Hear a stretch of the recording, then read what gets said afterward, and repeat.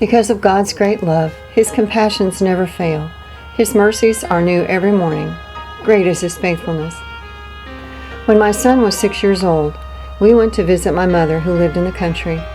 Living next door to her was a couple who used to pastor us in our small community church when I was a teenager. He had a dog who he had raised from a pup. He spent a great amount of time with this dog who he trained to hunt with him. This dog was indeed a good friend and very special to him. While the dog was in his final stages of recovery after the surgery of repairing his broken leg after being hit by a car, my son, who loves animals, saw this dog and ran next door to see if he could play with the dog. My son was told that he could spend time with the dog, but to not make the dog run because his leg had not fully healed yet.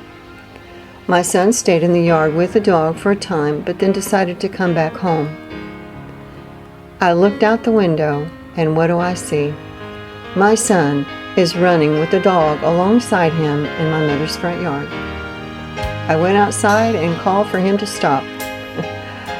I asked him why he was running with the dog, when he was specifically asked not to do so due to the dog's healing leg. My son related to me that he had left the dog in the yard and came home, that he didn't know how that dog got out and got into my mother's yard.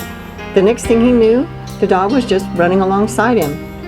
I looked at him with my, "I can't believe you're going to tell me that story, expect me to believe it," look, and said, "You were specifically told not to run with that dog because of his leg.